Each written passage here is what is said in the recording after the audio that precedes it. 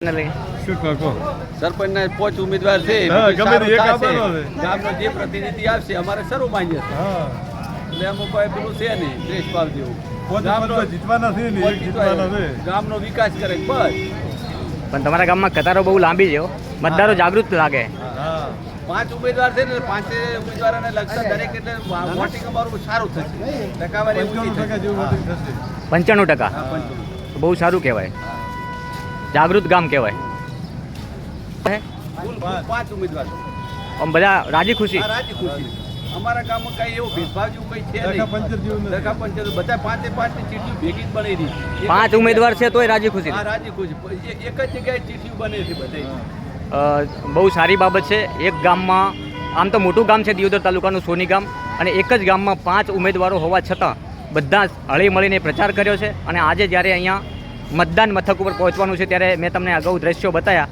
ખૂબ મોટી સંખ્યામાં મહિલાઓ તેમજ પુરુષો લાંબી કતારોમાં જોવા મળી રહ્યા હતા. આજે આમ તો વરસાદી માહોલ છે, વરસાદની આગાહી છે, રેડ એલર્ટ બનાસકાંઠા હોવા છતાં મોટી સંખ્યામાં, મતલબ કે આ ઉત્સાહને મનાવવા માટે તમામ લોકો અત્યારે, ભલે ગામની અંદર 5 જેટલા ઉમેદવારો છે, એવું નથી હોતું કે વધારે ઉમેદવાર હોય કે ચૂંટણી થાય તો ગામમાં ડખા થાય.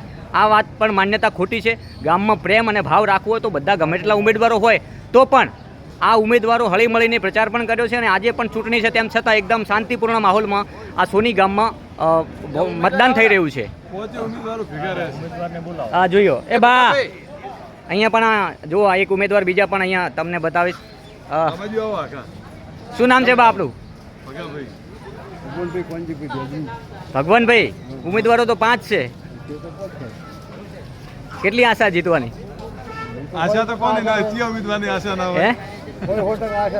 જીતીને શું કરશો ગામ માટે? એમને લાવવા પડશે ને કામે.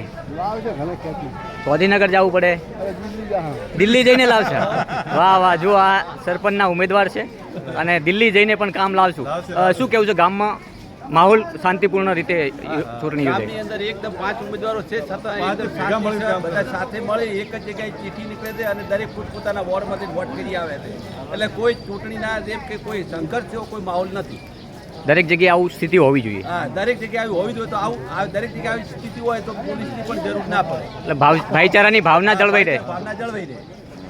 જોઈ રહ્યા છો દિયોદર તાલુકાનું આ સોની ગામ છે. મોટું ગામ હોવા છતાં 3 બૂથ ઉપર અત્યારે મતદાન થઈ રહ્યું છે. મોટી મોટી સંખ્યામાં લાંબી કતારો મહિલાઓ તેમજ પુરુષો અહીંયા જોવા મળી રહ્યા છે. પરંતુ ગામમાં 5 ઉમેદવારો હોવા છતાં બિલકુલ શાંતિપૂર્ણ માહોલમાં ચૂંટણી યોજાઈ રહી છે. ગામ લોકોનું કહેવું એવું છે કે અમારે ભલે ઉમેદવારો 5 છે અને બધા સાથે મળીને પ્રચારે કર્યો છે અને ગામમાં કોઈ વિખવાદ જેવી કોઈ વાત નથી. એટલે આ એક અહીંથી સંદેશ પણ છે કે એવું નથી હોતું કે ચૂંટણીમાં ઉમેદવારો સામસામે મેદાનમાં આવે એટલે ગામમાં વિરોધ થાય. ભાઈચારાની ભાવના જાળવવી હોય તો ગ્રામજનો સાથે મળીને, ઇલેક્શન તો ચૂંટણી એક પર્વ છે, એ આપણે કરવું જોઈએ.